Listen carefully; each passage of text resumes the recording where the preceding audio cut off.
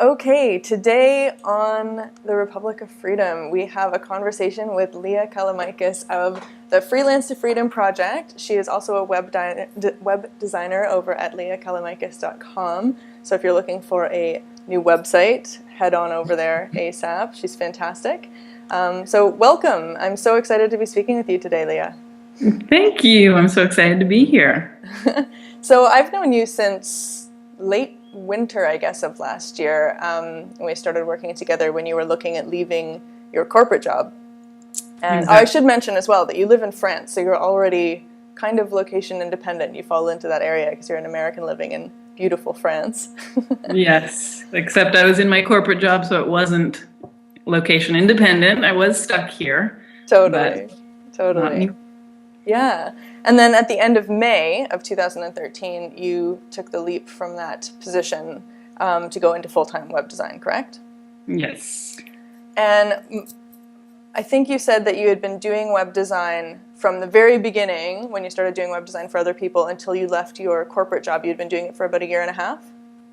Yeah, I taught myself everything. I didn't do any formal education, so there was definitely a learning period, 2 years total, but I was doing it really on the side, really just for fun, and I probably took on clients for about a year during my corporate job, maybe a little less, where I was actually considering myself freelancing on the side. Okay, cool. So when you decided to actually turn that into a proper, like your primary income and making the leap out of your corporate position, what were you the most afraid of? Well, there's several things, of course, but I think the top thing is consistent income. Are you really going to have consistent income? And it wasn't, for me, I wasn't too worried about that. I knew I had to do it. I knew I was having so much more fun what I was doing on nights and weekends than I was in my day job. I knew I had to make it happen. But the thinking, wait, will I have customers? Where are they going to come from? And do they exist? Was probably the biggest fear. Because we stay in our day jobs mainly for the steady paycheck if we don't love the actual job. And so the money thing definitely is the biggest. So for that, I really had to learn a lot of basics of online business. And I think once you have those basics, blogging, email marketing, all those kind of things, they're gonna come. It just happens. And the more clients you have, the more referrals you have. So I got over that fear pretty quickly, and I'm glad. Yeah, for sure. Well, you've now been doing this for 5 months, and you just celebrated your first $5,000 month, correct? Yes, exactly. Which is amazing. I mean, what a motivating story for people who are looking to do the same thing that you did. And, like that it is actually really possible to take something that you're just doing as a side gig, fill in those gaps, and then make a really solid living for yourself. Definitely. And surpass my corporate salary by, double, a triple. I didn't expect it to happen so fast, and it's really exciting. It's really motivating. Even the months before where I was making a little less, but I still was surpassing my corporate salary. So that getting the momentum right from the beginning in any way possible is really the key, I think. Yeah. So you don't have those freak out moments right away. Yeah, absolutely. And you actually have a really fantastic resource on the Freelance to Freedom website that people can download for free that talks about how to set yourself up in the beginning for optimal success and not overlooking any of the really key areas that you need to pay attention to early on in the game. Yes, Yeah. I hope it's helpful. I go over just a few tips, the main things that you don't think about doing in freelancing, and I definitely wanted to share those with people. So yeah, that's awesome. So can you kind of walk us through sort of an overview of going from having this web design as a side job into a full-time gig, and what that process looked like for you, both like logistically, what you needed to put in place, kind of going through some of the stuff that's in your guide, but then also psychologically what that process was like for you? yeah, so in the beginning, when you are just thinking it's possible, you're just kind of, it's not really freelancing, it's just kind of learning and taking work on the side. That period basically before you realize it's an actual business. That period is just kind of up in the air.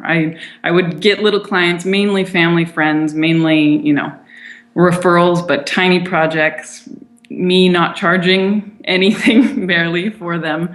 And so I kind of write that period off. You have to go through it, but it's not really the business part of it. And then there's a moment when you realize you are having so much more fun, or you're enjoying it, or you really hate your day job. You're not just leaving your day job because you hate it, but it's because what you found to replace it, you really like. And so at that point, once you decide in your head it's a business, everything changes. Because before, I wouldn't put anything on Facebook. I wouldn't even say it barely to anyone except for family and friends, And as soon as you announce it, as soon as you say, this is what I do, it's not just my little hobby on the side. That's definitely where things changed for me. So then that's when I got into the whole online marketing, how to get traffic to my website, how to help people, what should I blog about, and does that really help? The answer is yes. But so yeah, what else? Yeah, I don't know. That's pretty good. Yeah, that's the shift between the two. And then I guess, when you look back now on when you actually made that shift, when you made the leap and you left your job, what's something, I was there during your process, so I kind of saw this unfold, and it unfolded fairly seamlessly in the scheme of things. It was a really interesting shift to watch from the outside. But what would you say is the thing that you wish now you had known then? Oh, let's see. I would say pricing.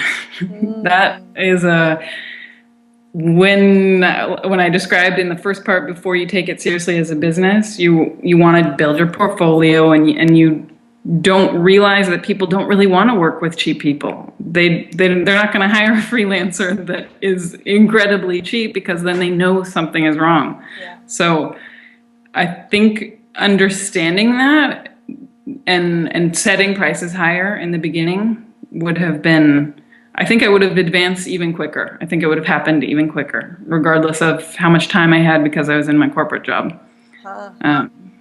Yeah. I really, now I try and tell freelancers not, you do the free thing really if you're freelancing and need a portfolio, but you can get testimonials from friends and family. There's other ways to build credibility, and not just having incredibly low prices. For sure. So, for sure. Yeah. It's such a good point. And also, I think a lot of people don't realize that when you set your prices low, not only do the quality clients go past you because they assume that you're probably low quality or there's something fishy, but the people that do actually show up and want to pay these small amounts of money are the biggest pain in the ass clients.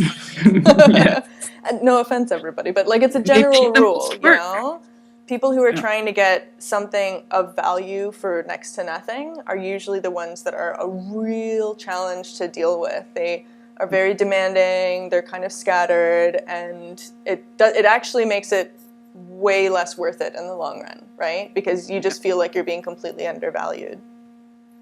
It's everything you just said. They take more time. Yeah. They take the amount of time more. You should be getting paid more for the amount of time more, and you're getting paid even less. It's just all wrong. Yeah. All wrong. Yeah. And it leaves you to kind of feel burned out, right? And then you think, oh my God, if I was doing this full time, I would be so burned out and I would hate it. It almost psychologically sets you up in a different way that's not good, right? Yeah. But I understand when you're still in your corporate job, that's the biggest hurdle to get over, right away.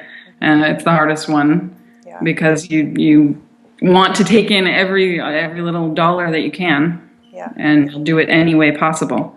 And so you do need to take on those experiences. It's a good experience to have those kind of clients, but get over them fast. Yeah. Move on fast. I love that. That's great advice. Get over them fast.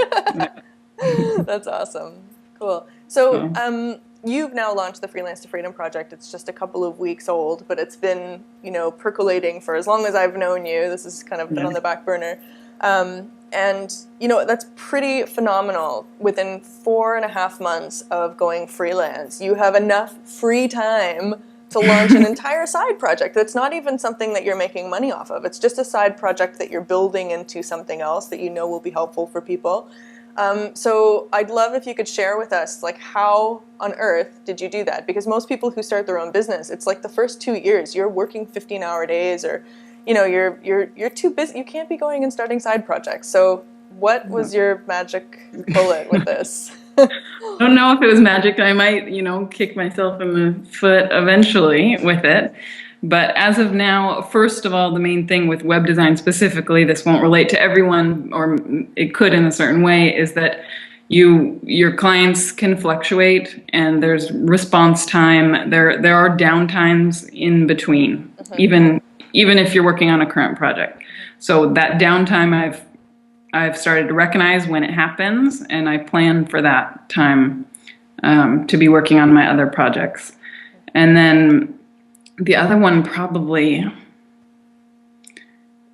organization, basically scheduling and setting up systems. That's what we worked on a lot. You helped me with incredibly. And it's cutting down every email that you get, multiple emails, the same email from different clients. Find a way to streamline it. Find a way to already have the answer ready. Have my whole process from A to B for each client is already outlined, and I know I just send them this at this time, that time, and it saves so much time. If you deal with everyone on an individual basis, if I did that, I would never have had time to do anything else. So definitely processes. Yeah. Cool. Yeah. Well, I'm a huge fan of those. Yes. Thanks to you, I have some great ones in place. It's key. It's like the sanity saver for any small business owner, right? Systematize everything you can. Train your clients from the first moment they come into contact with you. Because it's not just about making things easier for you as the business owner. It's about making it easy for other people to interact. It's a really great experience from both perspectives, I find. Definitely. And I have seen that my clients have been happier. They tell me right away, oh, this is so organized. Nice. Oh, I just have to do that. And so hearing it directly back from them, I know it's working. That's great. That's great. So a lot of people who are, dreaming about working for themselves and still working in the 9-to-5, they look at cases like yours or other people out there who actually really make it look quite easy. And the truth is that there's a lot of pre-work, there's a lot of thought, there's a lot of discipline and a lot of systems and things and organization that need to be put into place in order for things to become as easy as they eventually do. So in your experience, speaking to those people who are still working in their corporate jobs, what do you think is one of the most important traits for a freelancer to have? And if they don't have it, what should they be focusing on building? I think it would be hustle, and it's something that's more innate. I don't know if you can work on it, but if you have the hustle, and the opposite end of the spectrum are the people that really like the steady paycheck, or really like showing up somewhere at this time, sitting on Facebook, doing what they're told, and then going home, and they like being able to not think about it at 5 o'clock. And you really have to be the opposite of that. You have to, in the beginning, when you're in your corporate job, you have to be enjoying what you're doing at night. Even though it's hard and you're super tired and you're working on the weekends to get your side project going, there has to be that feeling that you're enjoying it more than the 9-to-5. So that you are supposed to be doing something different. Whereas I hear from a lot of people that they just want to escape a job they hate. And so they're kind of doing this thing on the side to pretend that they're going to do something eventually. Yeah. And I think maybe those people need to explore a different job, a different kind of job, not necessarily their own business. Right. But if you have the hustle to be getting things done, even though you're tired, even though you work full time, then you're going to make it work for sure. For sure. There's like that fire of passion already burning into you that you can't ignore. Yeah. Yeah, that's awesome. I love that advice. Great. Is there anything else that you want to share with us today? No, I guess just you lovely readers, followers of Heather. You're going to make it work. You're going to do what you want to do. You just got to put in the time. You got to learn everything you can about everything, not just actually what you do, but how to make it work online, how to, or not online if you're not online, but you're going to, it will happen. If you want it, it will happen. Yeah. So don't give up.